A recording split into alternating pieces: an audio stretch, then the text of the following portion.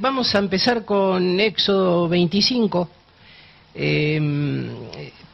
Es interesante este primer versículo. Dice: Jehová habló a Moisés diciendo: di a los hijos de Israel que tomen para mí ofrenda, de todo varón que la diere de su voluntad, de corazón tomaréis mi ofrenda. Es interesante destacar que estas dos veces aparece la palabra ofrenda, está apareciendo el nombre de la porción de la semana, que es terumá. Esto lo venimos diciendo programa tras programa. Hay muchas palabras en castellano que suenan, digamos que se traduce del mismo modo, pero después vamos a encontrar que hay muchísimas ofrendas con distinto nombre y todo se traduce como ofrenda. Y la realidad es que tienen objetivos distintos, porque tienen principios básicos espirituales diferentes. Claro, por ejemplo, hay palabras en donde está traducida como sedaká, y también encontramos ofrenda, y terumá, que es este otro caso que también es ofrenda. ¿Cuál sería la diferencia para que le expliquemos a la gente? Es interesante, porque el principio de la sedaká es la justicia social con un corazón misericordioso, dar al menesteroso. Yo ahora no me acuerdo exacto el versículo bíblico, pero hay un versículo bíblico que está perfecto como lo define, pero es dar con un corazón, desinteresado al que necesita, al que no puede acceder a una calidad de vida digna, digamos. Por ejemplo, la fiesta de Sukkot. La fiesta de Sukkot es una fiesta de 7 días donde uno tiene que poner toda la sedaká que pueda. ¿Con quién? Invitando a los hermanos que no pueden celebrar esos 7 días de fiesta. Pues son 7 días de fiesta. Claro.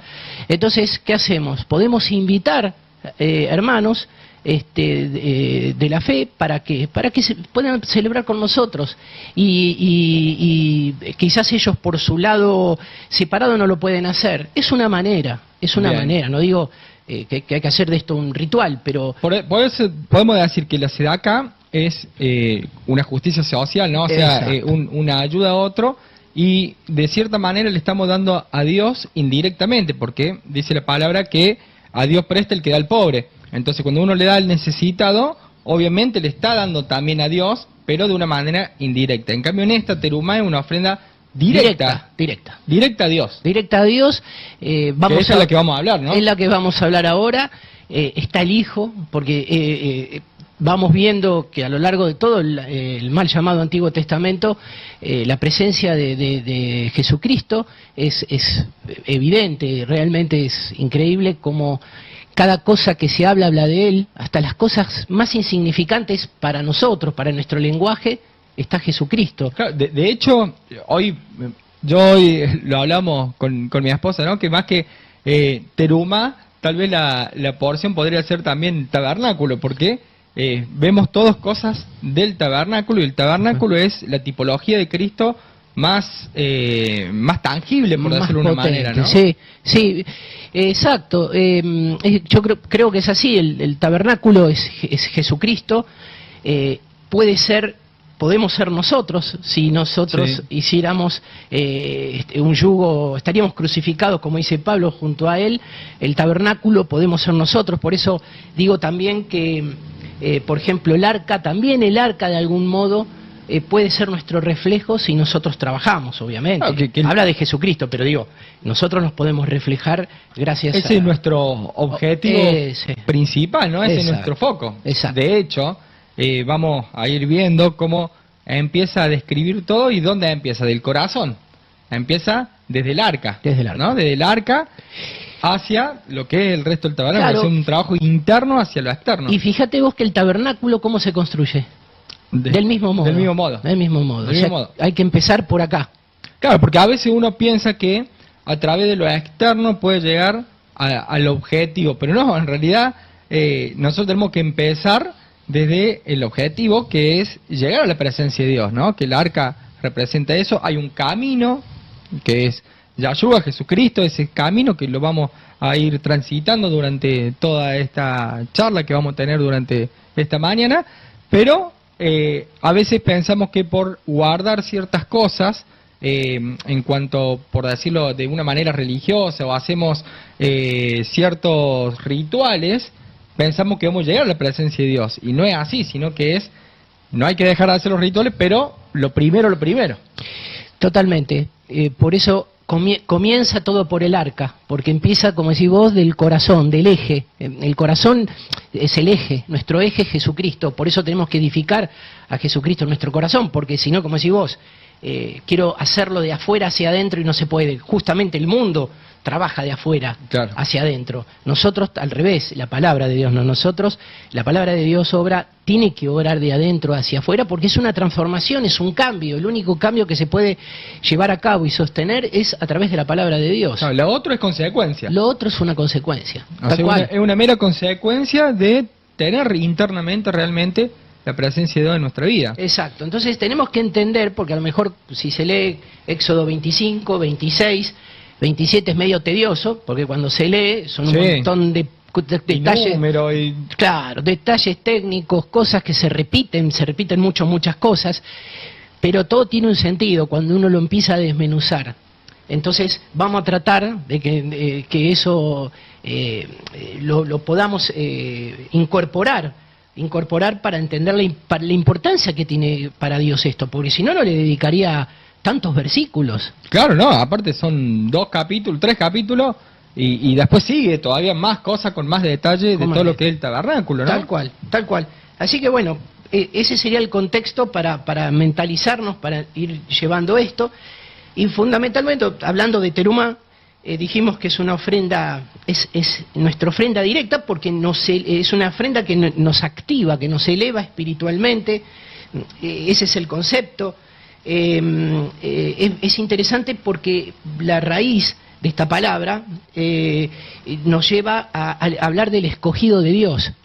Y esto es fuerte, entonces habla de selecto, del favorito. Inclusive habla del desierto. O sea, fíjate vos que el contexto del tabernáculo es en el desierto. Y esta palabra terumá tiene que ver con desierto, y eso es lo lindo de la palabra de Dios, cómo todo tiene una coherencia, cómo nada es, digamos, en forma deliberada.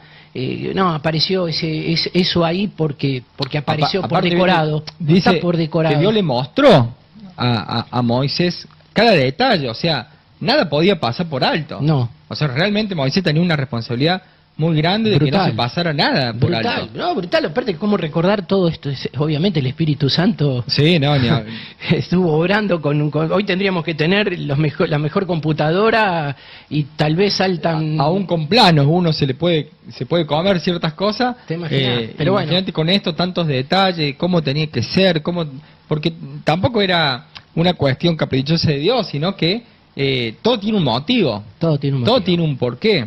No olvidemos que ese tabernáculo en el desierto es el reflejo de lo que hoy tiene que ser la congregación, y es lo que va a ser la nueva Jerusalén el día que descienda del cielo. O sea, es muy importante el tabernáculo, porque es Cristo, como quien diría, desde antes del principio hasta el fin. Claro. Lo que acabas de decir lo tengo presente como importante, porque fíjate vos que los materiales, cómo se seleccionan, en qué contexto espiritual, porque las personas que trabajaban, no es que dijeron, a ver, vamos a contratar unos muchachos, vamos a hacer no, fíjate que todo el trabajo nace desde la mano de obra, los materiales, y la consecuencia del trabajo, hay toda una obra espiritual. O sea, terumá no es ir, bueno, hay que ir a ofrendar, bueno, vamos, el pastor me dijo que hay que ir a ofrendar, voy y ofrendo y hago terumá, no. hay una preparación. Hay una preparación espiritual de responsabilidad muy fuerte, que nace, como dijimos, del corazón. Está ligado fuertemente al concepto del Shemá. Porque justamente en el Shemá, fíjate que dice, y amarás a Jehová tu Dios de todo tu corazón, de toda tu alma y con todas tus fuerzas. No dejes nada, no te guardes nada.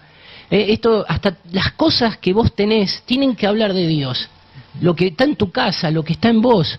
Porque uno dice, bueno, no, yo me preparo. No, tu casa tiene que hablar de vos. Todo tiene que hacerse con excelencia en realidad. Exacto. Pero tiene que acompañarte, o sea, no puedo, es como diciendo, no puedo tener una doble vida. No, para nada. Me explico, a eso voy. Entonces, y estas palabras que yo te mando hoy estarán para que las repitas a tus hijos, en tu casa, andando por el camino, al acostarte, cuando te levantes. Te va marcando el contexto del cual vos, para que vos puedas acceder realmente para que te eleves espiritualmente. Obviamente lo puedes hacer como decías vos al principio, lo hago como un rito y se acabó, es un trámite. Sí, o sea, superficialmente está hecho. Claro. Pero Dios pesa los corazones, Dios lo mira lo superficial, ¿no? Por eso vemos, por ejemplo, como para hacer algo más gráfico, ¿no? Cuando el Señor Jesucristo dice que la viuda es la que más puso de todas las ofrendas. Claro, por ejemplo. Y había tirado una dracma. O sea, estamos hablando de que Dios pesa los corazones, ¿no? Si las cosas no son de corazón, no van a servir, o no van a tener, que tal vez haga una buena obra, va a decir, bueno, no vale mi buena obra, sí vale, pero a Dios le importa el corazón, más que todos los detalles estéticos, o las cosas estéticas. Tal cual.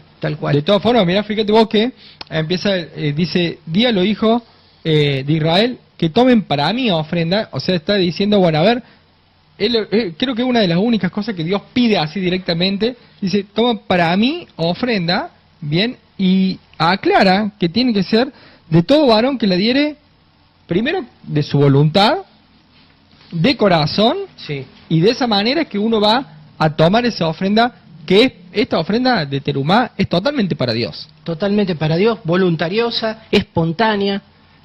No tiene que pasar por el filtro humano porque el filtro humano lo arruina, lo contamina. De hecho, vos me preguntabas cuál es la diferencia entre terumá y sedacá. Me quedé enganchado con eso. Y fíjate, paradójicamente, el oro, la plata y el cobre hablan de la sedacá. O sea que acá de algún modo, en la terumá, también está la sedacá. Que van ligadas, la incluye. Van ligadas, pero en las traducciones hay una diferencia fundamental. Sí. ¿Qué más? Fíjate que Dios es el mayor dador, o sea, Dios no pide algo que no esté en su corazón, ¿no? O sea, Dios tiene un corazón dadivoso. De hecho, Él entregó a su Hijo, a su unigénito. Bien, por eso dice en Juan 3:16, de tal manera amó Dios al mundo que dio a su Hijo unigénito, bien, para que todo aquel que creyera no se pierda, mas tenga vida eterna. Entonces, vemos que si Dios mismo dio a su Hijo único, está hablando de un corazón totalmente desprendido. O sea, el precio que pagó fue muy caro para la salvación de todos nosotros. Entonces, ¿cuánto más nosotros podemos llegar a tener que trabajar ese corazón, ¿no? Ese corazón de poder ser dadivoso, y no solamente en el dinero o en las cosas materiales, sino también en la parte de poder ayudar al resto, de poder preocuparme por el templo. Bien, hoy el templo, no estamos hablando de un templo fijo, móvil, como un móvil o un tabernáculo, sino que estamos hablando el templo de la iglesia, ¿no? ¿Cuánto me preparo también yo para llevar mi ofrenda? Y no estoy hablando de la ofrenda monetaria ahora, estoy hablando de todo lo que yo tengo que llevar al momento de una reunión como hoy, que es el día de la reunión congregacional, en donde nos edificamos mutuamente. Entonces, ¿cómo me preparé yo para traer esto? O sea, ¿cómo me preparé para ir a edificar a mi hermano? ¿Cómo me preparé para, no sé, orar por sanidad por alguno que está padeciendo alguna enfermedad? ¿Cómo me preparé para hacer la construcción del templo? Porque no nos olvidemos que en cada reunión congregacional estamos haciendo esto. Estamos construyendo un templo. Estamos construyendo el templo. Claro, somos piedras vivas, así que hay un trabajo en la semana que esa obra va a ser una consecuencia de mi semana. Por eso decíamos que no alcanza con, bueno, llevo el material, no alcanza con que, bueno, pongo mano de obra. Hay un corazón que hay que poner para toda esa obra, para que todo sea en sintonía, porque si no estoy mezclando santo con profano. Claro. Entonces debemos trabajar en realidad las 24 horas del día para Dios. Aunque yo tenga que hacer cosas para el mundo, lo tengo que hacer pensando en Dios. Entonces la manera de estar conectado permanentemente, porque si no, ¿qué sucede? Que parece que fueran todos compartimientos aislados en la semana. Y no, el sábado es la coronación de la semana, en todo, hasta en el trabajo secular, hasta en las cosas que a lo mejor no son para Dios.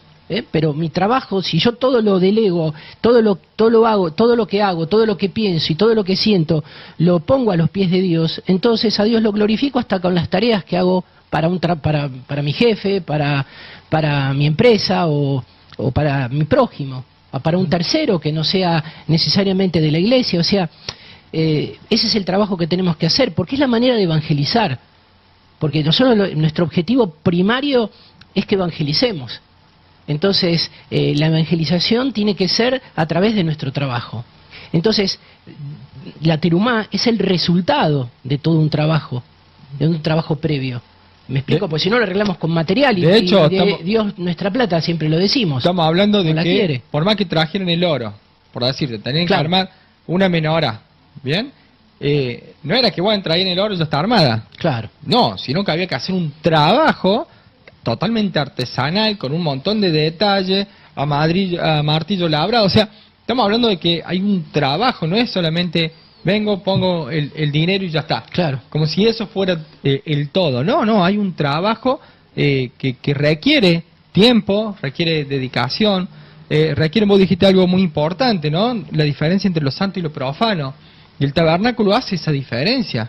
O sea, el tabernáculo diferencia lo santo con lo profano. Entonces, si nosotros no cuidamos esa santidad durante esos 6 días que tenemos que trabajar, ¿cómo vamos a venir en el día de reposo con profanidad, por decirlo de una manera? No, tenemos que venir con santidad. Con santidad, exacto. También terumá tiene que ver con Efraín, está ligado a José, fíjate vos, las tribus, Isaacar, con Judá. Entonces no estamos mencionando cualquier tribu, son tribus que cada una tiene también su característica, que ya lo hemos visto, ¿no? Entonces está permanentemente la representación de todo el esquema que vemos de planta, ¿no? Cuando vemos, claro, vemos el tabernáculo y todas las tribus, todas las tribus alrededor de cómo se formaban. Entonces terumá también está en estas tribus. No, pensé que estaban golpeando la puerta. Entonces, es un concepto amplísimo, riquísimo, y si te parece, leemos el 3 que dice, esta es la ofrenda, o vos querías agregar una algo? cosa de lo que es la parte voluntaria. Bueno.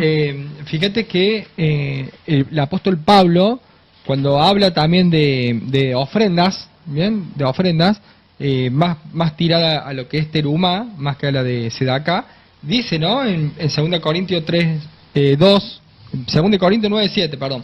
Cada uno de como quiere en su corazón, no con tristeza ni por necesidad, porque Dios ama al dador alegre. Entonces ahí habla de esa voluntad. Cuando habla, ¿cómo sé si fue con voluntad o no? Y de acuerdo si me produjo tristeza el dar o si me produjo alegría. Claro. ¿Bien? O sea, si vos querés saber si lo tuyo, lo que vos diste, es voluntario o no, te tenés que dar cuenta la emoción que sigue después de haber dado. Si lo tomás como una pérdida o como una ganancia, digamos. Si lo ves con tristeza, no fue voluntario. No. Lo hiciste como por obligación. Claro. Pero si lo diste y te produjo alegría, bien, en eso hay una gran cosa, ¿no? Porque eso es lo que Dios quiere. Bien. Que nosotros en nuestro momento de dar nuestra terumá estemos alegres. Exactamente. Que produzca alegría en nuestro corazón. Claro. Que nos venga gozo. Claro, porque Dios nunca hace algo para que nos produzca tristeza. No. Siempre hace todas las cosas para que nosotros podamos disfrutar ese gozo. O sea, cuando uno encuentra el sentido real de la terumá y se encuentra que el dar uno es más bendecido que recibiendo, entonces va a entender un montón de cosas que lo van a ayudar a poder elevarse, ¿no? Claro. También espiritualmente. Siempre decimos, es mucho más dar que recibir. Exactamente. Es mucho más. Bueno, en el 3 dice, esta es la ofrenda que tomaréis de ellos, y ahí habla de oro, plata y cobre. Es interesante porque en estos 3 elementos está encerrada la sedacá, porque el oro tiene que ver con mano abierta, con una mano que se desprende, no una mano ahuecada, amarreta, que retiene, lo que vos recién explicabas, el dar con alegría. La plata es la redención, es el precio del rescate, y el cobre o el bronce es lo que cuando no te refrenás para dar, habla de esa característica. Entonces el oro, la plata y el cobre tiene esa situación particular, tiene que ver con la sedacá. De ahí está incluida. ¿Por qué? Porque ahí está lo que hablábamos antes, esa ofrenda indirecta. Claro. El dar en forma indirecta que vos explicabas. El oro tiene que ver, obviamente, con deidad, todo lo sabemos, la mano de abierta desinteresada, amor, está muy ligada a la palabra amor, y tiene que ver con que en las instrucciones de Dios, en las Escrituras, encontraremos al Hijo. Eso significa el oro. La plata, bueno, ya lo expliqué recién, inclusive fíjate un detalle interesante, la plata dentro del lugar santo y del lugar santísimo no está. No. Está en el perímetro del tabernáculo. Eso habla de porque la plata representa la redención, el rescate, y está hablando del alma enferma. Entonces está perimetralmente y no en el lugar santo y santísimo. Marca una separación, o sea, la redención es la bisagra entre lo profano y lo santo. Lo que hablábamos al comienzo. Claro. Por eso la plata no está dentro del lugar santo. En realidad la plata sería como la cruz, por decirlo de una manera, claro, ¿no? El antes y el después. Claro, el antes y después. O la separación. La separación entre el estar en lo profano, en lo sucio, y entrar a un lugar santo, a un lugar claro, en donde está la divinidad. Por eso el oro está mayormente en el lugar santísimo, ¿no? Porque el oro, aparte, bueno, de todo lo que dijiste, una característica importante del oro que es un metal inmutable, no cambia. En cambio, el oro puro estamos hablando, ¿no? Y Dios es, una de las características que tiene es inmutable y perdurable, o sea, claro, el oro perdura, sí, y el Dios oro es eterno. Es un material que se oxida una sola vez y no se oxida nunca más. Claro. O sea, una vez que tomó contacto con el oxígeno, ya está. Reacciona, obviamente, y ya no cambia. No cambia. Y bueno, interesante porque cuando Jesucristo se desprende de su relación con Dios, en el momento, claro, Padre, ¿por qué me has abandonado? Ese es el momento, ahí es cuando yo diría en la parte de la plata, ¿no? Porque hasta ahora estaba unido con el oro, estaba dentro del lugar santo y santísimo. Es como que tuvo que salir del tabernáculo así, tuvo que salir. Exacto, y caer con todo ese peso. Debe haber sido duro, porque él siempre estuvo dentro del tabernáculo. Claro. Estar en la misma presencia de Dios y de repente quedar afuera. Quedar afuera, porque por más que él estaba acá en la tierra, no en un cuerpo como nosotros, en su comunión y en su relación estaba unido totalmente a Dios. Pero en el momento de la cruz, como decís vos, es el momento que como saliera del tabernáculo hacia afuera. Claro. Claro, yo me imagino debe haber sido durísimo para una persona. Pongamos en las sandalias de él, si nos pudiéramos poner en las sandalias de él, ese sentimiento, ¿no?, de desarraigo de tantos miles de años al lado de él. Por lo menos ya llevaba en el momento 4.000 años, por lo menos, ¿no? Desde la creación hasta la crucifixión. De la creación, sí, no sabemos de antes. Claro, claro.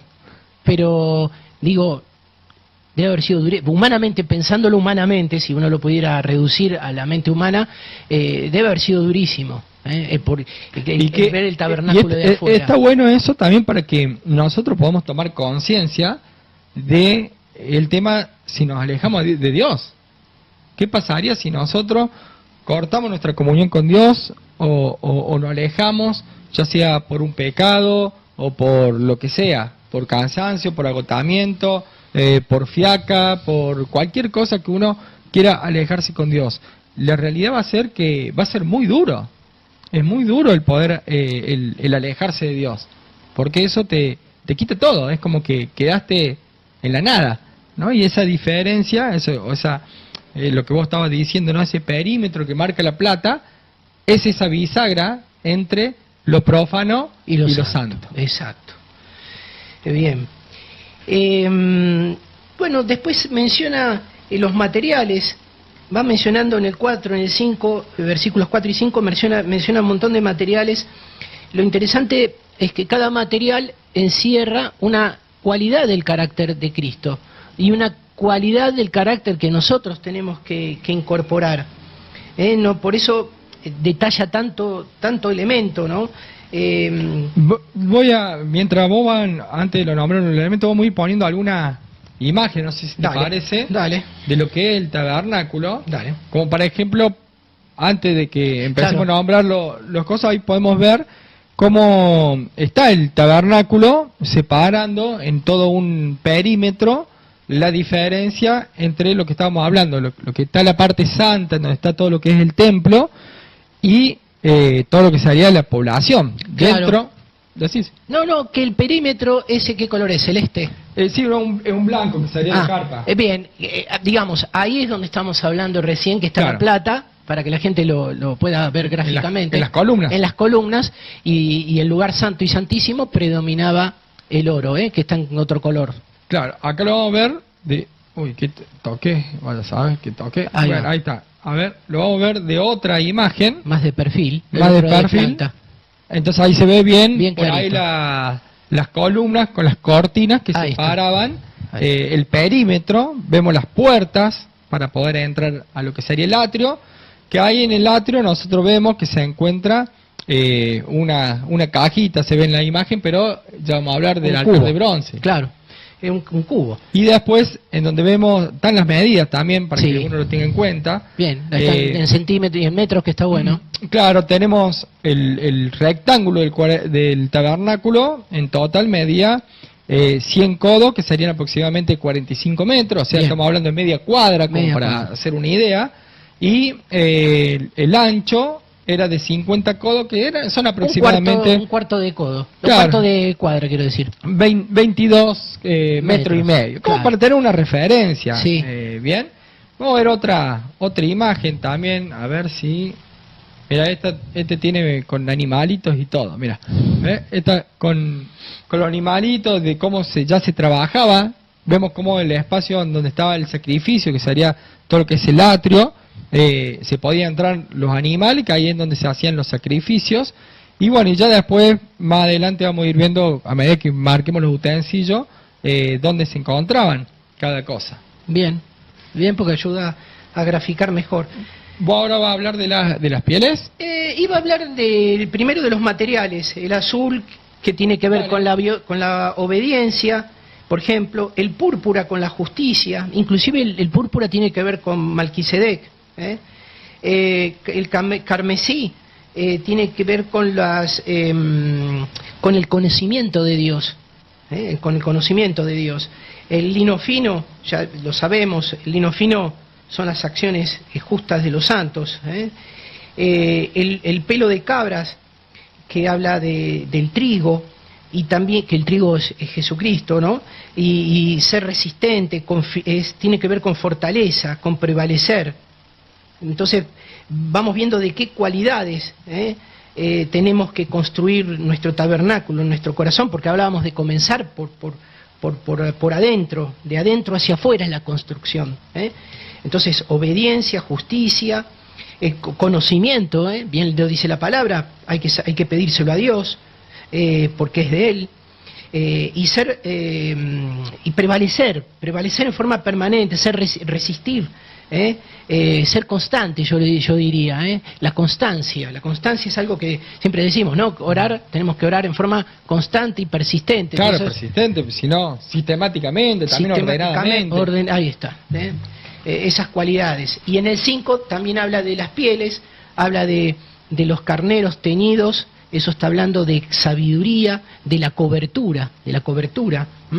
Y la madera de acacia, que bueno, ya es más conocido, porque la madera de acacia sabemos que es lo incorruptible, tiene esa gran propiedad. Inclusive la madera de acacia habla de azotar, fíjate vos, habla de latigazo, habla de azote, de aguijón. Fíjate que la madera de acacia es lo que por lo que transcurre Jesucristo, ¿no? Cuando va... Claro, todo el camino a la cruz, la que sería la pasión de Cristo. La pasión de Cristo, está mejor resumido, la pasión de Cristo es la madera de acacia. Claro. Mirá, vos ahí estabas hablando del tema de las cortinas, sí. Y acá vemos cómo, porque a veces vemos toda una carpa, claro. Y nos imaginamos como si fuera un gazebo de claro, ahora. No. Y sin embargo vemos cuatro cortinas que cubrían el lugar santo y el lugar santísimo, de las cuales, por ejemplo, la que era de cabra, bueno, primero la de tejones, sí, era impermeable. Bien. O sea, tenía una impermeabilidad por el tema, obviamente, de las lluvias. Hay que conseguirla para poner en los techos. Claro, esa se podría poner para sanar todos los techos con humedad.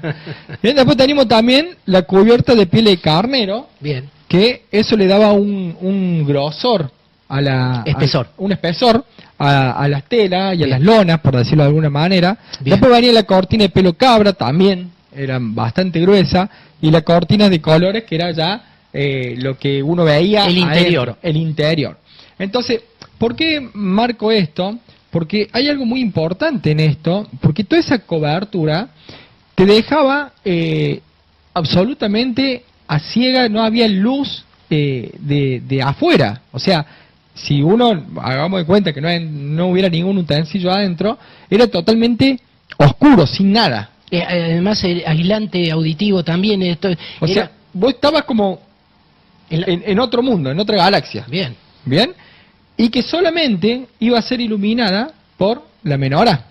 Entonces, acá tiene todo un significado muy importante, ¿no? Y también más que escatológico, ¿no? Porque cuando hablamos de que la nueva Jerusalén ya no va a haber ni sol ni luna y vamos a ser iluminados solamente por la presencia de Dios, ahí está reflejado. Ahí está reflejado. Ahí está reflejado. Nosotros totalmente. O sea, dentro del tabernáculo queda iluminado en la misma presencia de Dios.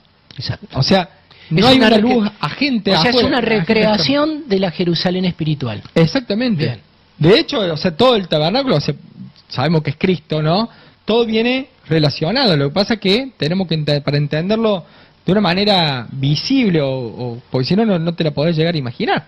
Cuando nosotros vemos cómo es la nueva Jerusalén y dice de jaspe, habla de todo las piedras preciosas, habla de la preciosura, o sea, el tabernáculo vemos que es una preciosura por obra dentro. primorosa, ¿viste? Claro, y aparte, imagínate vos esto, medio del desierto, de lejos, yo me imagino a Balaam, cuando habrá querido maldecir al pueblo de Israel, más allá del orden, haber visto con todos estos metales preciosos que tenía el tabernáculo, el brillo que debe haber tenido, realmente debe haber sido, más allá de la columna del fuego, que ya la columna del fuego y la nube debe haber sido bastante imponente, el brillo que salía del tabernáculo marca esa luz que tenemos que ser como congregación y como individuo. Como ¿no? individuo, es así, tenemos que ir caminando, llevando luz en la oscuridad, entonces tenemos que de ese impacto visual que a veces la gente no sabe explicar el cambio que va habiendo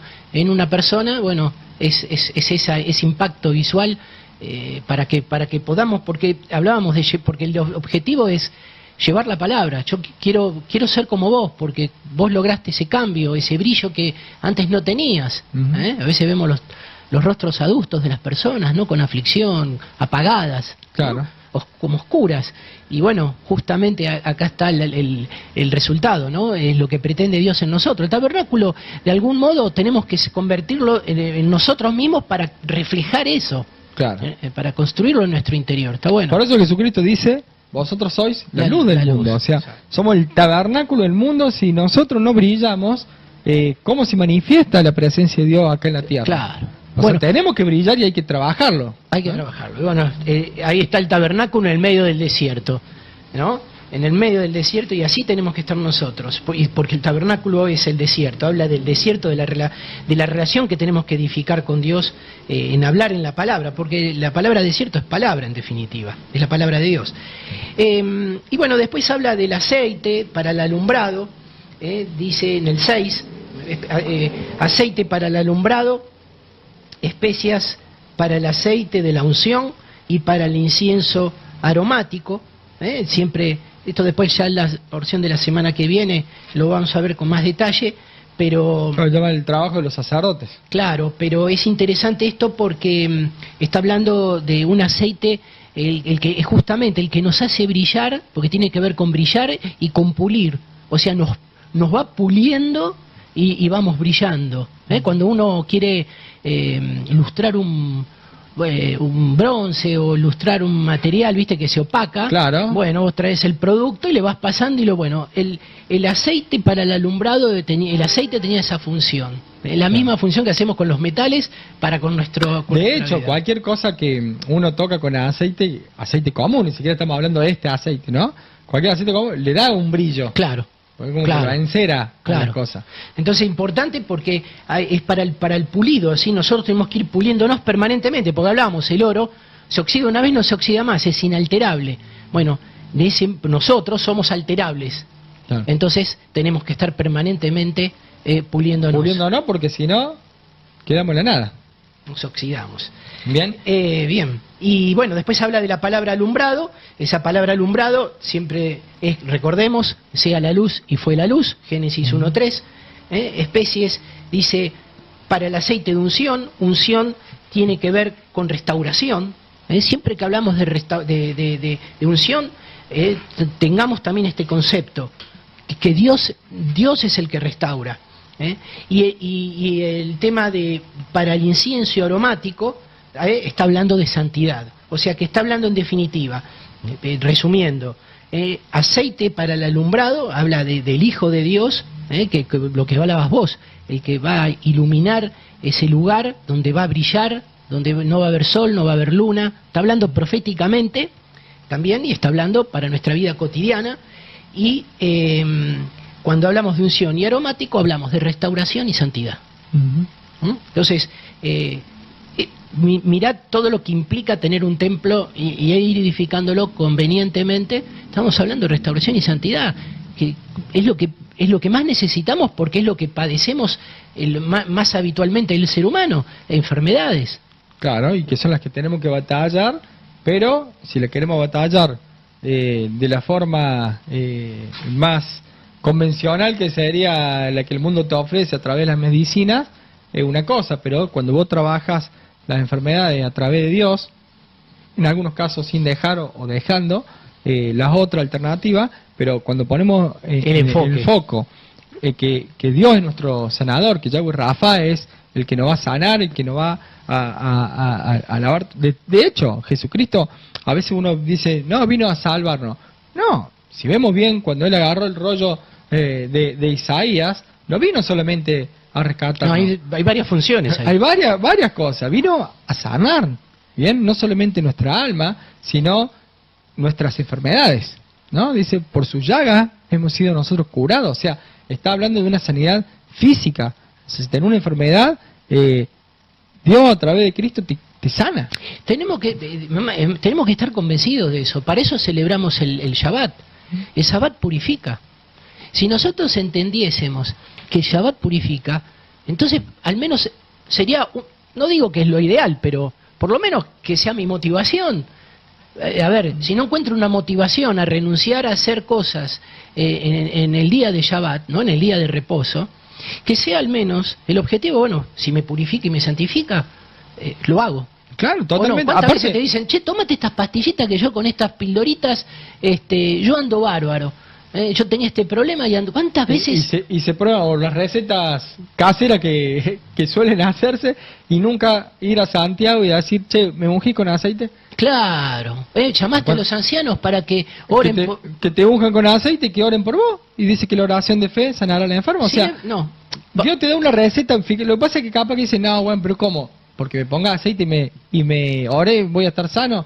Entonces terminamos dándole una incredulidad a nuestro corazón, en vez de realmente creer en lo que dice la palabra. Aparte, la pregunta de Jesucristo siempre, para cada acción de sanidad, ¿qué decía? ¿Tenés fe? Sí, lo primero. Es lo primero. Entonces, si vos tenés fe, sí, hola, ya vengan los ancianos y únjanme y oren por mí porque lo necesito. Y entonces, esa es una función de la cual no tenemos que delegarla porque es nuestra función. De hecho, es parte de lo que tenemos que hacer, ¿no? Y hoy... Un día, cuando nosotros nos juntamos en congregación, qué mejor que la congregación esté orando, ¿no? Que que se te ponga en el medio, te tiran aceite, te oran y listo. Y un día especial, porque como es una cita de Dios hacia nosotros, entonces es el día que Dios nos está invitando.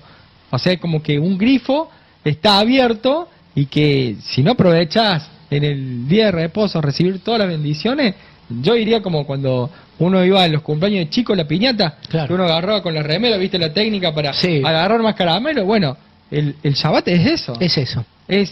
Tengo que venir con la remera así abierta para atrapar lo más posible. Atrapar lo más que pueda, como también tengo que pensar, o sea, tengo que trabajar 6 días para llevar todo lo que más pueda, bueno, pero también puedo ir con las manos abiertas para recibir todo lo que implica en este día de reposo, ¿no? Exacto. Y el mes de Aviv, dicho sea de paso, cumple la misma función. Fíjate que es el único mes del año que tiene nombre puesto por Dios. Lo mismo pasa con el Shabbat. Y que habla, bueno, de la primavera, ¿no?, del norte, o sea, vamos a hablar del renacimiento, de todo lo que eso implica, ¿no? Bien. Y bueno, después habla en el 7 habla de piedras de ónice, que eso habla de salvación. Bueno, la palabra piedra ya lo sabemos, tiene que ver la relación padre e hijo, fundamentalmente es eso. La piedra de engaste tiene que ver con llenura, fíjate vos, salvación, llenura de espíritu. El efod tiene que ver con la palabra de Dios, el padre y el hijo, y en medio la palabra. O sea, mira que lo que es ese efod, ¿no? Y el pectoral. Y el sacerdote, para hablar con Dios, se tenía que poner el efod, ¿no? Exactamente, o sea, la palabra. Claro, tenía que ir con la palabra, pero como decía vos recién, habla de esa relación. De esa relación padre-hijo, qué bárbaro. Y el pectoral habla del Pentateuco. El pectoral habla del Pentateuco. Entonces, para que entendamos lo que implicaba cada cosa, o sea, cómo está la presencia de Jesucristo. Fíjate, estamos hablando de Él todo el tiempo. Claro, con distintas cualidades. Que el tabernáculo es la mayor tipología de Cristo que nosotros vamos a encontrar en todo el Antiguo Testamento. Más allá de las apariciones de Cristo en el Antiguo Testamento, la mayor tipología, o sea, como quien diría, la radiografía de Cristo, el tabernáculo. Más brutal, sí. O sea, ahí podemos ver prácticamente toda la persona de Yahshua, de Jesucristo, en un papel, ¿no? Sí. Bueno, después habla de la palabra en el 9, habla de lo que vos hoy comentabas, que el diseño que le mostró Dios a Moisés. Esa palabra diseño tiene que ver con baná. Esa palabra baná la tenemos que recordar porque habla de edificar, habla de poner cimientos, habla de maestro. Bueno, esa palabra baná es importante porque el tabernáculo está apoyado, o sea, si habla de Jesucristo, tiene que estar apoyado en los cimientos, en la palabra, claro, en la palabra de Él. Fíjate que dice, y harán un santuario para mí y habitaré en medio de ellos. O sea, nosotros sabemos que a Dios no hay nada que lo pueda contener. No. O sea, sabemos que Dios nada lo puede contener. Pero ¿qué marca Dios con habitar ahí? Marca una presencia especial de Él, en donde, por decirlo de una manera, el oído de Él está más abierto, su boca está más abierta, y su mano, por decirlo de una manera, en donde uno puede recibir lo mayor de Él. Claro, si nosotros, como que se adaptaría a nosotros para no fulminarnos. Como decir un lugar de encuentro. Un lugar de encuentro, pero digamos, Él tiene que... Él tiene que menguar. Claro, porque nosotros no habría forma, ¿no? Pero nosotros vemos, por ejemplo, que esto mismo, en Efesios 2:22, por eso es tan importante la reunión congregacional. Porque dice Efesios 2:22, en quien vosotros también sois juntamente edificados para morada de Dios en el Espíritu. O sea, está hablando de esto. Es esto. Es esto. O sea, nosotros hoy, ¿cómo materializamos esta teruma que Dios estaba pidiendo para armar el tabernáculo? Bien, hoy lo tenemos que pensar en esto. A ver, ¿qué tengo para para edificar a mi hermano en la congregación? ¿Qué tengo yo? ¿Qué hice para preparar? ¿Qué tengo? ¿Un testimonio? ¿Tengo? No, esta vez no tengo nada para dar, pero quiero recibir una sanidad, como recién hablamos. Quiero recibir el apoyo de todo porque estoy por rendir un examen, o porque estoy por salir a buscar un trabajo, o que estudié la palabra, de decir, che, mirá, están los ancianos, ahí esto no lo entiendo. ¿Alguien me lo puede explicar? Claro, pero es para eso, para estudiar la palabra y entenderla, porque lo fundamental es entenderla, entonces hay que preguntar. Porque a veces nos pasa a nosotros también Sí. que uno enseña y va a un ritmo pensando que Todo el mundo te sigue. todos lo siguen. Y de repente capaz que se quedaron, ¿cómo empezaba? Sí. Dice Jehová, habló Moisés, ¿y qué es lo que significa? Y voy a decir, pero ya vamos por... Bueno, para eso está. Para eso está la reunión congregacional, También. porque no importa que uno se despeguen y se vayan muy arriba y otro queden abajo, No. sino que todo lo contrario. Es para nivelar. Es para nivelar, porque hay que tener una cosa muy importante que hay que tener en cuenta, es que al lugar santísimo, todavía no lo habíamos dicho, solamente entra el sumo sacerdote. Y en ese momento entraba una vez al año el sumo sacerdote. Nosotros sabemos que Jesucristo es nuestro sumo sacerdote y Él entró una vez y para siempre. De esa manera, Él abrió el velo, la separación entre el lugar santo y el lugar santísimo, dándonos el acceso. Pero dándonos el acceso no es que vamos y nos metemos como queremos, no.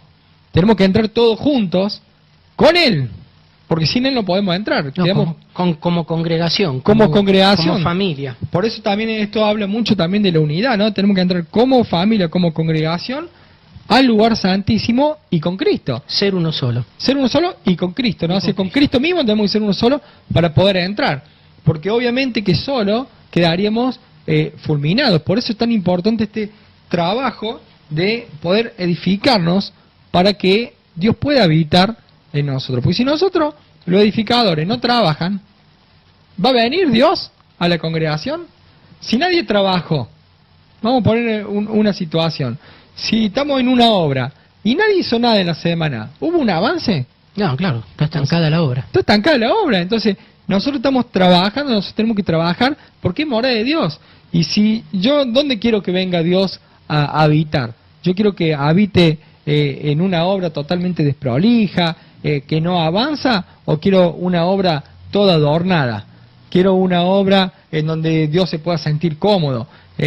Quiero una obra en donde Dios sienta gozo por estar con sus hijos.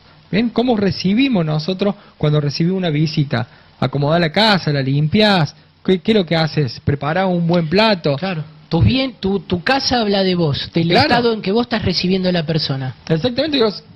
Cuando vos invitas a alguien que querés que venga a tu casa, ¿qué haces? Preparás todo, te preparás vos y preparás todo el entorno de lo que implica. Bueno, la iglesia es lo mismo. Claro. La congregación es lo mismo. Claro. Nosotros como congregación tenemos que prepararnos bien y ayudar a que todos se motiven a preparar, porque tampoco es que uno solo se cargue con todo. Y la familia esté todo viendo tele, el otro, no sé, qué sé yo, Sí, tira una pileta. mientras vos preparás todo, viene el otro y desordena todo. Claro, no, es toda la familia junta, preocupada, o más que preocupada, ocupándose a la preparación de a quien vamos a recibir. Fíjate vos que el tabernáculo no albergaba a una sola persona. No. Fíjate, entonces habla de que tiene que ser un conjunto de personas. Y que todos tenían que participar, ya que todos tenían funciones. en realidad Acordate, todos tenían funciones. Dios quería que todos fueran sacerdotes, o sea, porque Claro. el principio era eso. Exacto, entonces lo tenemos, por ejemplo, en el cuerpo de levitas. Exactamente. Todos los levitas tenían una función determinada, o sea, Claro. no es que alguno estaba al vicio. Pero a lo que voy es que, viste que Dios quería que sea una nación de sacerdotes. Sí. Lo que pasa es que, bueno, de acuerdo a las circunstancias, tuvo que ser una sola tribu, los sacerdotes, pero no desplazó a las otras, No. porque al hacer la terumá, cada uno traía o sea, empezó a poner funciones diferentes, pero no quedó nadie aislado del compromiso Del tabernáculo, del tabernáculo. No, porque era de todos. En definitiva, era un trabajo, hablaba de todo el cuerpo, de todo que todos iban a el ser pueblo. beneficiados. Exacto. Pero bueno, eso lo que tenemos que materializar en la congregación, en nuestro hogar, primero que nada, en nuestro interior. En nuestra primera congregación, o sea, nosotros, en nuestra primera congregación que es la nuestra familia, y y en trasladarlo. la congregación de nuestros hermanos. Exacto, exacto. Así que bueno, no sé a dónde querés seguir. Íbamos por el 8 o 9. 9. ¿El 9 ya lo vimos? Ya lo vimos, sí. Bien, vamos al 10. El 10. Bueno, acá empezamos con el arca.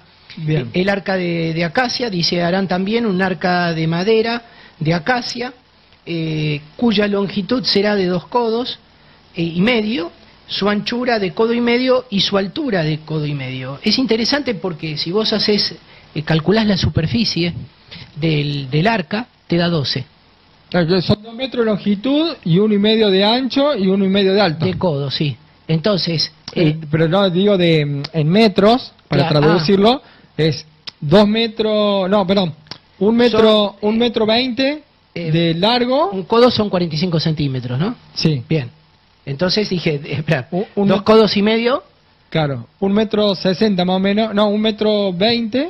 Bueno, sí. Ya se nos hizo lío. Sí. Sí, es así, 1,20 m y 65. Bien. De ancho y de alto. Y de alto. Bueno, si calculamos esa superficie, da 12, podemos pensar en las 12 tribus, en los 12 apóstoles, ¿no?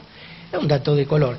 Y después, bueno, la madera de acacia, que ya lo explicamos, la madera de acacia se repite mucho porque, bueno, habla de la revelación del Hijo de Dios, o como el Hijo de Dios, que es incorruptible, destaca esa cualidad. Ahí tenemos en pantalla, lo acaba de poner Nicolás. Bueno, ahí tenemos el arca, ¿no? Ahí cómo era. Vemos ahí, por ejemplo, los barrales. Los barrales. Bien, porque nadie podía tocar el arca. Nadie, claro, porque ya vamos a ver que el arca habla de santidad. Entonces, no puede ser tocada. El ejemplo más claro que tenemos, el amigo de David, que es el levita que la toca y muere. Claro, que cuando se dobló el arca porque pensó que se iba a caer. Exacto. Quiso tocarlo, porque quiso hacer un acto noble, pero no era la obediencia, no respetó la obediencia que debía guardar de no ser tocada. De hecho, lo dice bien claro. Después, por ejemplo, la palabra longitud, anchura y altura, que se repite mucho, tiene que ver, para que entendamos de qué habla. La longitud es permanecer, habla de permanecer en un estado espiritual, que ya vamos a ver que está ligado al arrepentimiento, porque obviamente no podía faltar el arrepentimiento, ¿no? El proceso de teyubá, que nosotros siempre estamos hablando, el arrepentimiento bíblico. La anchura tiene que ver con la humildad, la altura tiene que ver con restauración. ¿Y por qué habla de codo, medio codo? Porque la palabra codo y medio ya hay que pensarlo directamente con el proceso de arrepentimiento, de teyubá.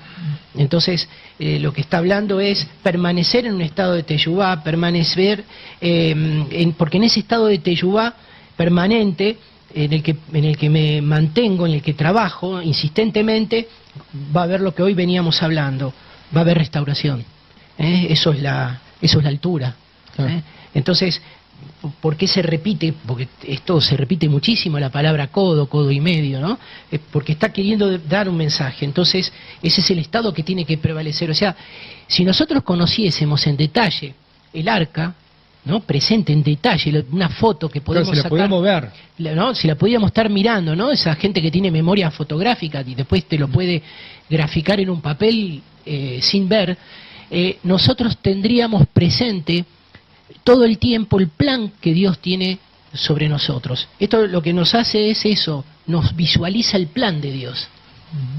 Es en estar ese tiene que ser nuestro foco también. Ese tiene que ser nuestro foco, ser incorruptibles en toda la extensión que implica la palabra, en un estado de arrepentimiento, de humildad, de humillación, porque la anchura tiene que ver con humillación.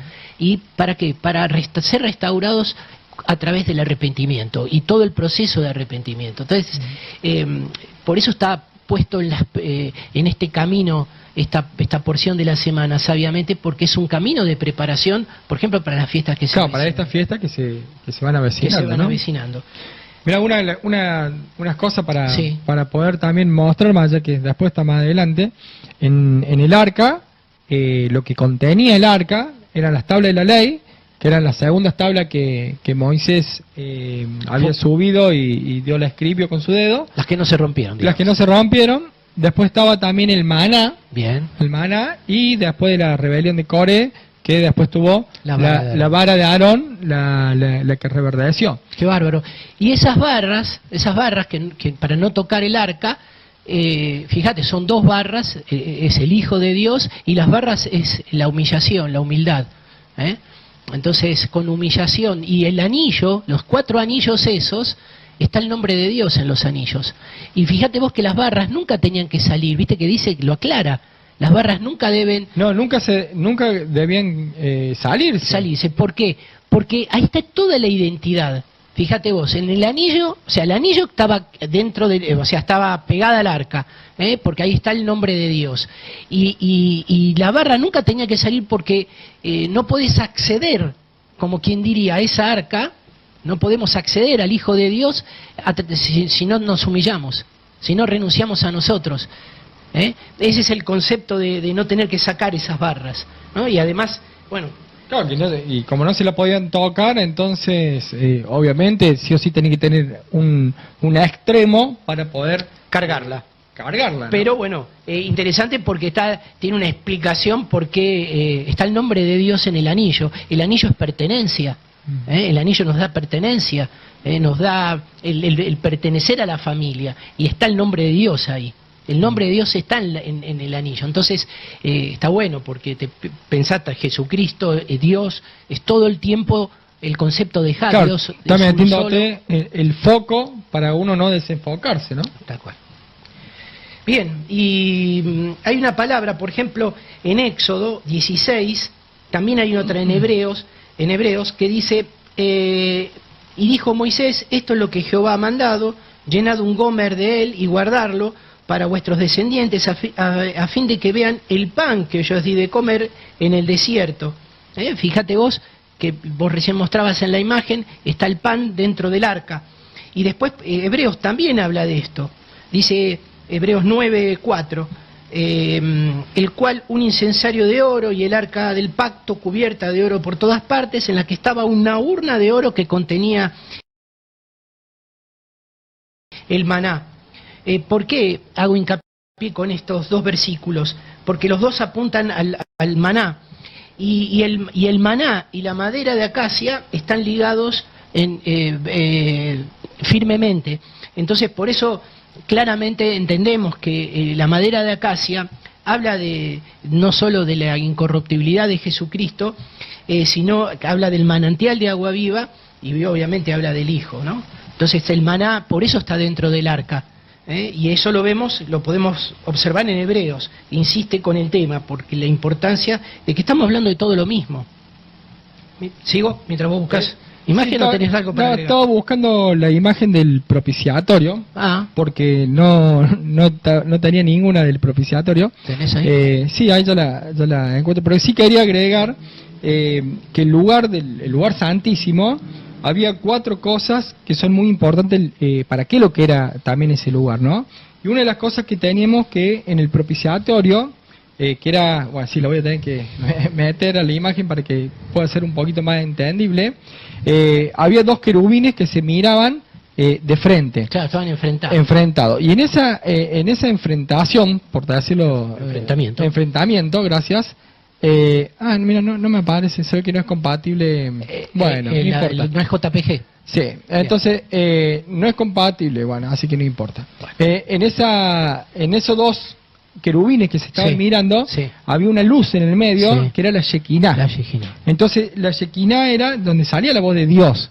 Entonces estamos hablando que era un lugar de revelación. Claro. Era un lugar en donde la revelación de Dios estaba ahí. O sea, Dios hablaba a través de la Shekinah y el sumo sacerdote que estaba recibía ese mensaje de Dios, ¿no? O en el caso de Moisés, que también no era sumo sacerdote, pero él entraba y salía. Otra de las cuestiones de que uno entraba al lugar santísimo era un lugar de adoración. Lo vemos el rey David, que era otro que sabía entrar sin ningún problema, y Moisés también. Era un lugar de adoración. El arca también simboliza el reinado, el trono de Dios. El trono de Dios. Significa el trono de Dios. Por eso, de hecho, es que una de las señales de los últimos tiempos, cuando se manifieste el anticristo, una de las cosas que va a hacer es sentarse sobre el arca. ¿Por qué? En representación de decir, acá mando yo. Claro. Yo soy Dios. Claro. Soy el elegido. Soy el elegido, soy Dios, y bueno, y después pasa todo lo que el Enzo viene a explicar.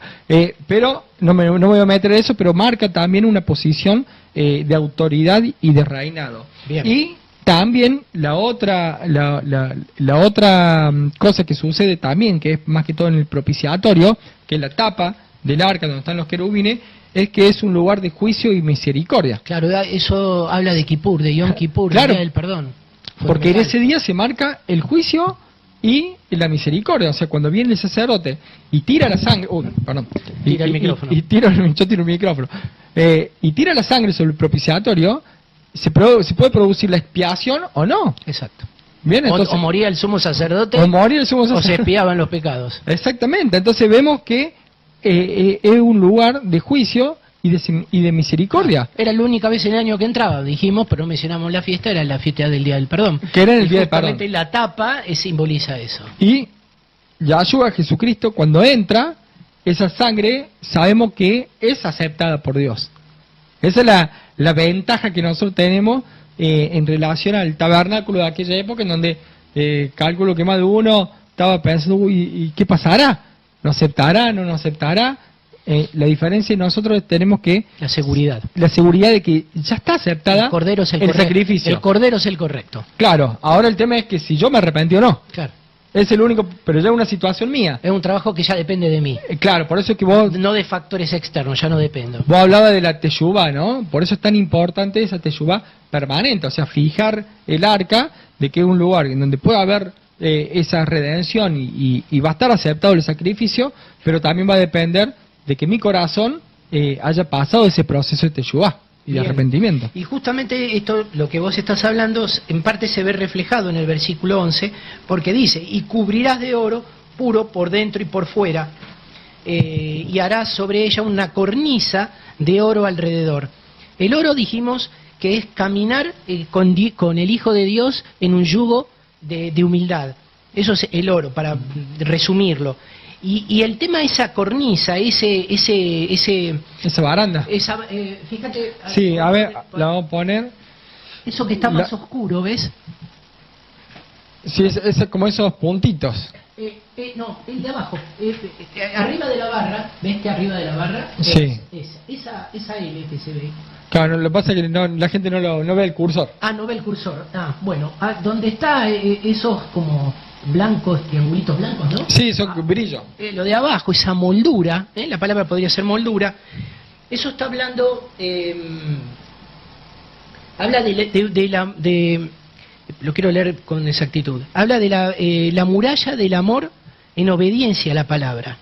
Una cornisa de oro alrededor, habla de la cornisa de oro alrededor, esa moldura es una muralla de amor en la obediencia de la palabra, por eso tiene que ser algo que no es obligado, o sea que eso es como un plus, es un plus que nos da. En creo que se ve un poquito, si bien la imagen está más chiquita.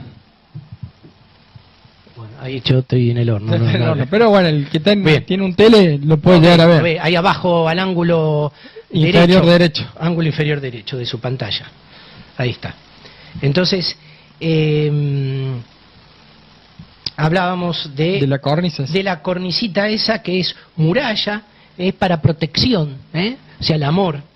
El oro tiene que ver con el amor, totalmente. De hecho, en cada casamiento siempre hablamos del anillo. Claro. Bien, y hablamos que tenemos, vos dijiste anillo, pertenencia, dijimos de oro, que es la divinidad, lo eterno. Bien, así que estamos hablando de todo esto, ahora de amor, que también va incluido, ¿no? en el lazo matrimonial, que no hay que dejarlo de lado, porque no nos olvidemos que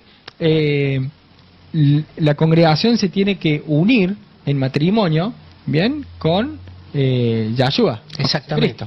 Entonces, acá todo tiene un porqué, ¿no? Todo tiene un motivo. Sí, todos esos adornitos visuales tienen una explicación y una cualidad a incorporar en nuestra vida. Hay que trabajarlo, hay que escudriñarlo, claro. Hay que profundizar, escarbar un poquito. No es difícil, bueno, estamos tratando de aportar en eso.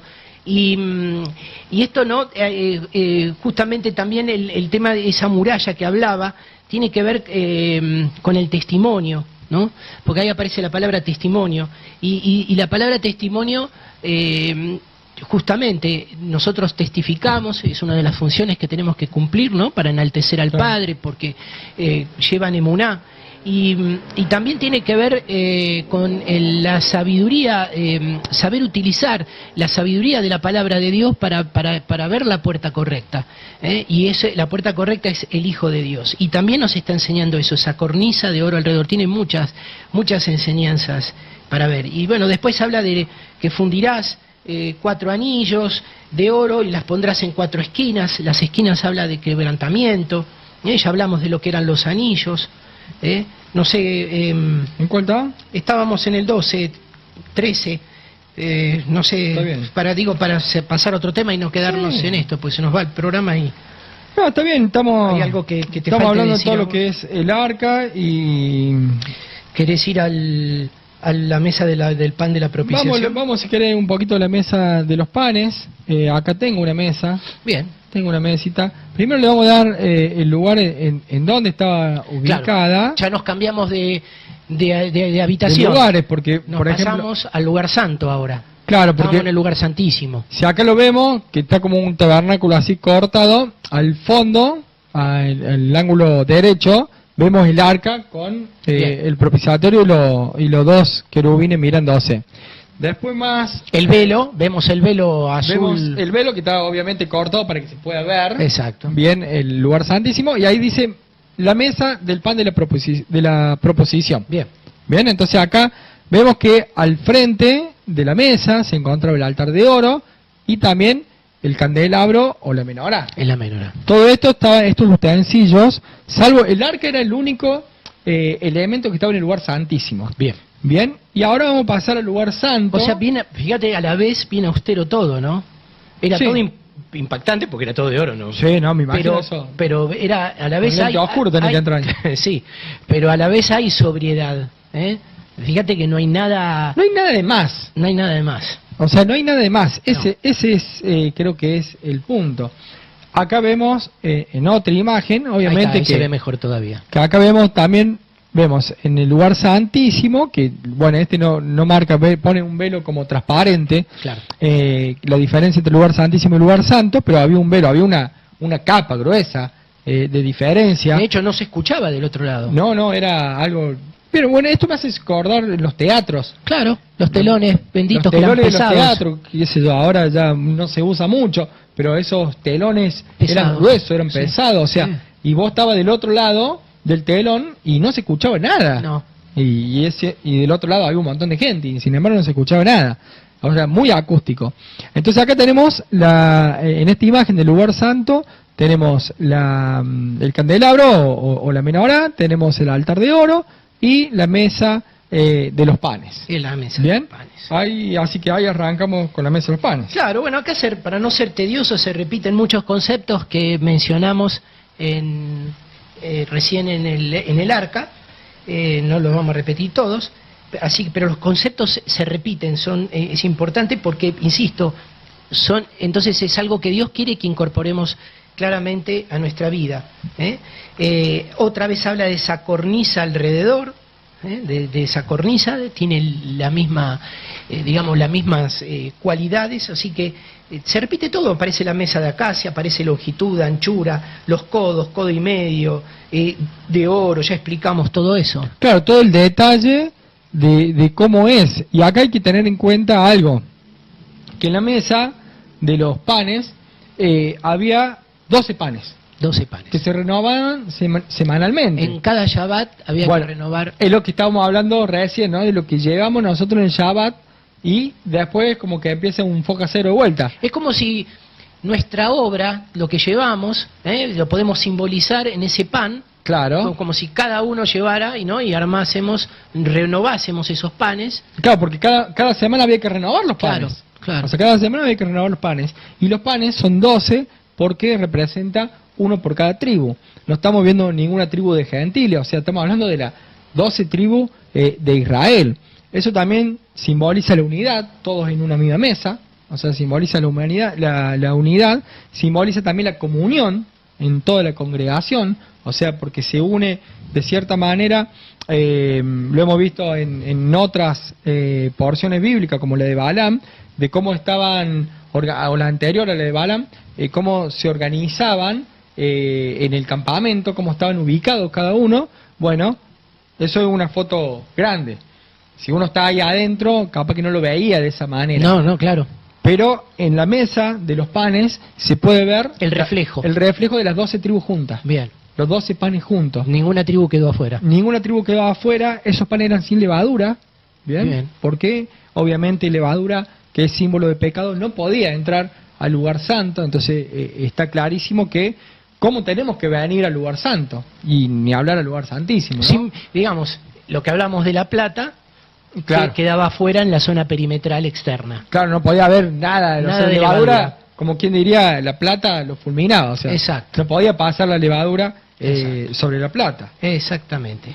Y bueno, acá también tenían anillos, vemos, sí. Bueno, acá lo vemos. O sea, el nombre de Dios, esto es muy importante, el nombre de Dios permanentemente, y recordemos, el nombre de Dios habla del Hijo. Son señales. Cuando siempre hablamos de las palabras señales, recordémoslo porque esto aparece mucho en Apocalipsis. Entonces, para entender cuáles son las señales, porque gente piensa, van a venir señales, yo tengo que ver esas señales. No, las señales que nosotros tenemos que conocer las señales para poder identificar, justamente para separar lo santo de lo profano, lo que hablábamos al comienzo. Entonces, para eso son las señales.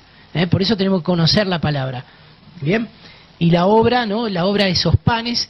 Eso es importantísimo porque somos personas que tenemos que hacer permanentemente, hacer, no somos oidores, tenemos que ser hacedores, tenemos que hacer la gran comisión, lo que hablábamos antes, ¿no? El orar los unos por los otros, si hay que orar por los enfermos, ir a verlos, ungirlos, todo lo que mencionamos antes, ¿no? Esos 12 panes simbolizan todo ese trabajo.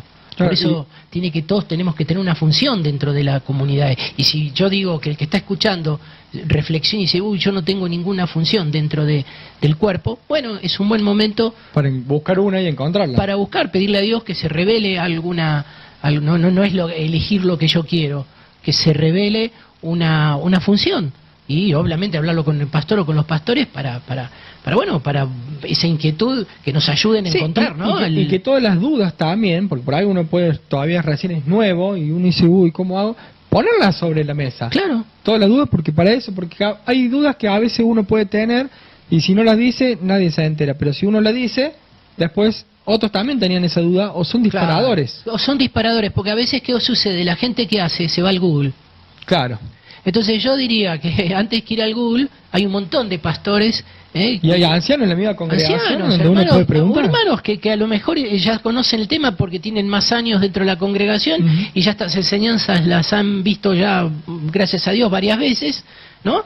Y pueden sacarnos de duda y no contaminarnos, ¿no? Porque nos llenamos de levadura. Hay que tener mucho cuidado, hay que saber filtrar, es complicado. Entonces, digamos, recomendemos que tenemos está el Instituto Bíblico. Sí, ni hablar que hay lugar para poder encontrar que, bueno, casualmente, si uno entra a www.facultadbiblica.com, uno va a poder encontrar cursos que uno lo puede ver gratuitamente. Gratuitamente y te sacas. Si querés pagar para tener tu certificado y los materiales en PDF y todo, está bien los podés hacer, pero, o sea, no hay excusa para poder aprender de todas estas cosas que venimos hablando, ¿no? Exacto. Y una cosa más que simboliza el pan, así como el maná dentro del arca es el pan de Dios, es el pan de Dios, sí, que representa el pan de Dios que nos da a nosotros para alimentarnos.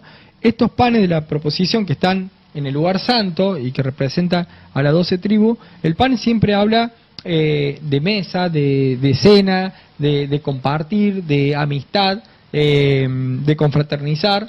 Entonces es muy importante porque habla de una comunión del cuerpo y una comunión con Dios, todo el lugar santo y el lugar santísimo. Por eso, quiera o no, la cena del Señor refleja mucho todo esto. Claro. En la cena del Señor nosotros estamos reflejando prácticamente todo ese camino del tabernáculo. Claro, es que es el volver a entrar. Por eso es tan importante la reunión congregacional, porque si ahí participamos en la cena del Señor, entonces esto lo vamos a ir manteniendo, o sea, fresco en nuestra cabeza siempre.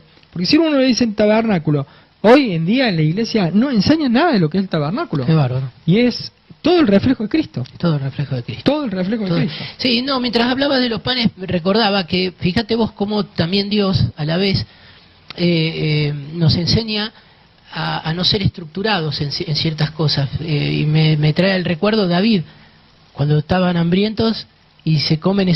Y comen los panes la preposición. Claro. Claro, y bueno, era ellos profanan, o sea, uno lo quisieron como acusar de profanación del templo, pero no. No. Porque está priorizada la vida. La vida. Que Jesucristo utiliza eso para como una jurisprudencia de cuando lo acusan por violar el Shabbat porque habían agarrado los trigos y los habían para comerlos. Entonces, no, me acordé de eso que mientras lo decías, y es interesante entender esto, ¿no? Que en un caso de necesidad, obviamente no, es innecesario pasar hambre sabiendo que están esos panes. Siento que vos estás en comunión con Dios, ¿no? Porque claro, y que vinieron de guerra. O sea, claro. No es que vinieron de ver la tele. No, venían de hacer la voluntad del Padre, porque era una batalla que el Padre los había enviado. No digo para también, ¿no? ¿Cómo te va enseñando?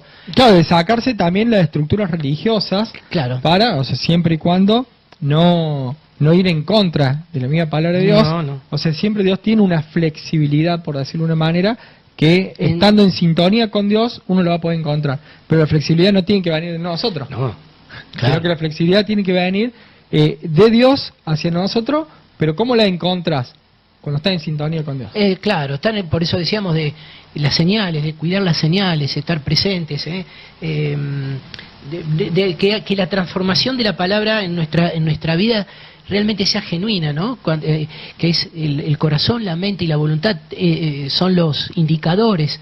Cuando dejo de hacer mi voluntad, cuando ya no cuestiono mi voluntad.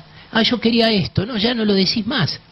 Porque eso también, viste, cuando hablabas de el corazón desinteresado que da la terumá. Claro. Bueno, eso también es terumá.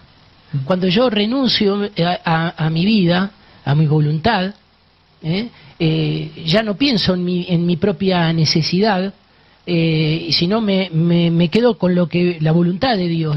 No hay nada en una pizca de pensamiento que diga, yo quería hacer esto. Bueno, eso también es terumá, porque vos estás ya sujeto a la voluntad de Dios, entregado, estás crucificado junto... Y estás matando tu vieja vida, por decirlo de manera. Exacto. Entonces también eso es una manera de, pienso yo, de trabajar la terumá en la semana. Y sí, es someterse a la voluntad, ¿no? Constante de... Claro, ir matando cada área que por ahí todavía la seguimos teniendo. Bueno, entonces así, a ver, me voy a dedicar voy a trabajar esta área. Voy a trabajar la voluntad. Claro. Si realmente... Para poder... Qué laburo, ¿no? Sí, no, es un trabajo que, no termina nunca. No termina nunca. Pero lo importante es estar en ese proceso, ¿no? Sí, exacto.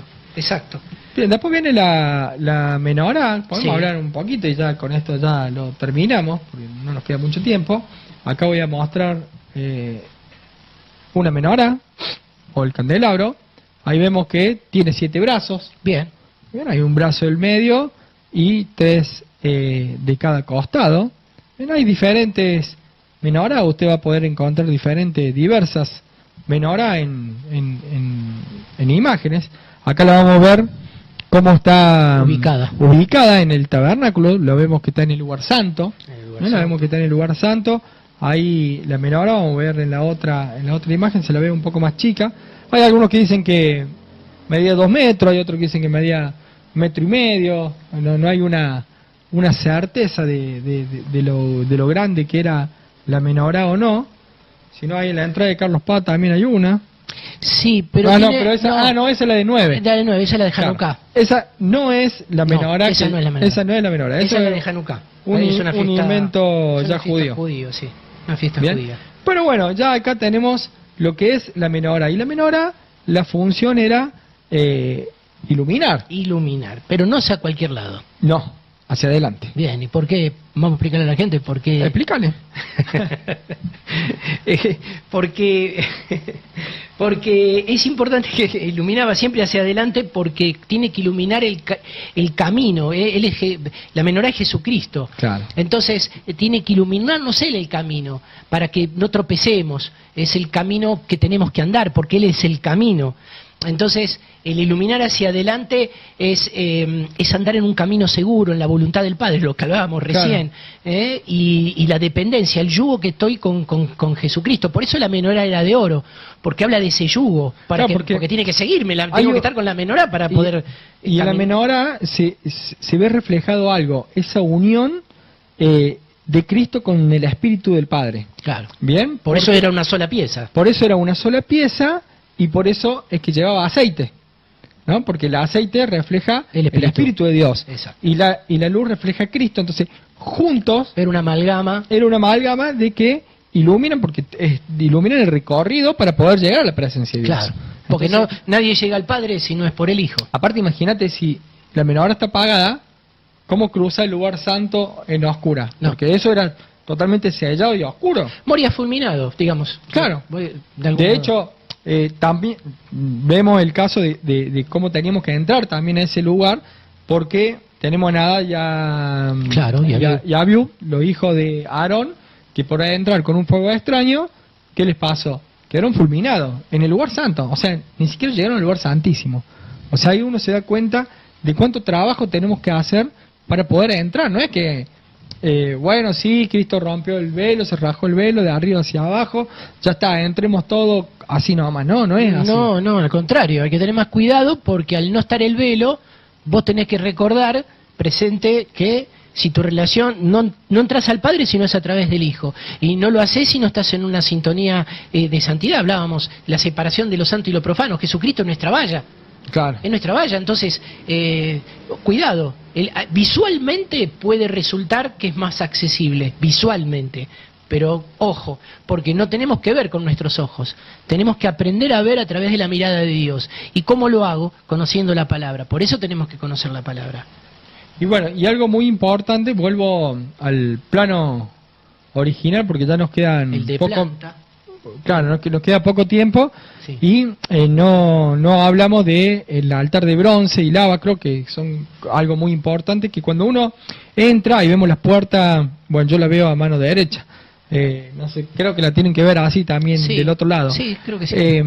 Cuando uno entra por las puertas, lo primero que se va a encontrar es el altar de sacrificio, que era totalmente de bronce, y eso significa la cruz de Cristo. La cruz de Cristo. O sea, el sacrificio de Cristo, nuestro Cordero, que posterior al Cordero, nosotros tenemos que lavarnos en el lavacro a través de la palabra. Que ese circulito oscurito que está ahí. Claro, ese circulito que nosotros vemos ahí, el lavacro, donde uno tiene que ser lavado.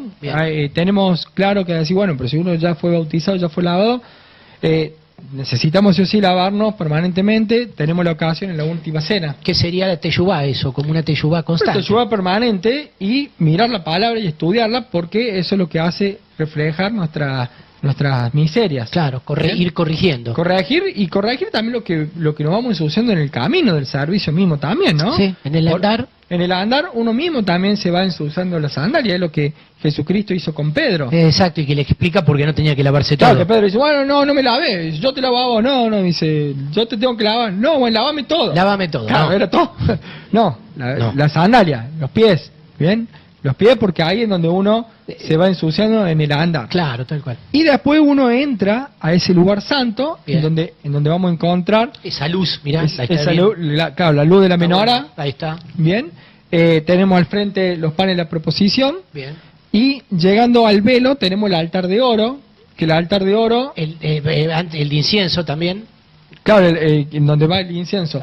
El altar de oro, que en donde va el incienso, que significa la oración, la adoración y la intercesión. Todas funciones a hacer en la reunión congregacional. Y que son funciones sacerdotales. Bien. O sea, en tu casa vos estás orando, estás adorando, estás intercediendo, o sea, porque es el primer lugar donde lo tenemos que hacer. Claro. Porque a veces uno dice, sí, yo oro y adoro, pero ¿cuándo intercede? Porque hay que interceder. Claro. O sea, la intercesión tiene que estar. Son y es funciones que hacen al sacerdocio. El sacerdocio no es un título, el sacerdocio es una función fundamental, porque si no, no soy sacerdote. Y después tenemos ya el lugar santísimo, en donde está el arca, en donde tiene adentro el arca, habíamos dicho que estaban las tablas de la ley, estaba el maná y la vara de Aarón. Y la vara de Aarón. Y vemos que habla todo habla del Hijo. No, y todo esto es un camino, ¿ven? O sea, si nosotros lo vemos, desde la entrada hasta el final es un camino. Él es el camino. Es el camino, la verdad y la vida, dice. Y nadie llega al Padre sino por Él. Ahí está el camino al tabernáculo, faltaría, como quien diría la flechita de llegar hasta el lugar santísimo para tener claro que... Y un camino que tenemos que recorrer siempre, porque tampoco pensemos que nosotros nos llegamos como si nada al lugar santísimo y olvidarnos de que tenemos que pasar por el altar de sacrificio, que es Cristo. Bien. Eso es muy importante tenerlo porque en muchas ocasiones algunos pueden caer en pensar, bueno, yo ya estoy en la presencia de Dios, ya estoy bien, yo puedo adorar con Dios, tengo vía directa, tengo el celular de Dios. Está bien, pero flaco, no te olvides de Cristo. Claro. Porque el sacrificio de Cristo es el primer paso en todo este camino, en este proceso del tabernáculo. No, fundamental. O sea, si no, negar a Jesucristo es negar el plan de Dios, es negar a su Hijo. Es como si negaras a tu Hijo, es feo, ¿no? Estamos desagradando a Dios. Así que si realmente queremos agradar a Dios, respetemos lo que nos pide la palabra, nada más. Exactamente.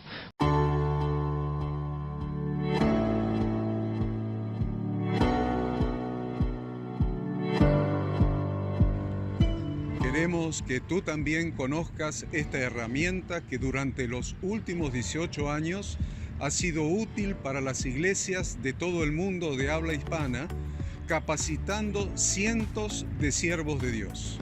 Las formas de aprender están cambiando y Ministerio Bíblico Internacional, a través de su facultad bíblica, brinda programas de formación ministerial bíblica, teológica y práctica para la multiplicación y edificación de la iglesia 100% online. Respondiendo a las necesidades de hoy, para aquellos que no cuentan con la posibilidad de asistir a clases presenciales, donde quiera que estés, en todo lugar, recibirás el material de estudio y verás las clases en vivo y on demand, accediendo a través de tu celular, PC, tablet o Smart TV.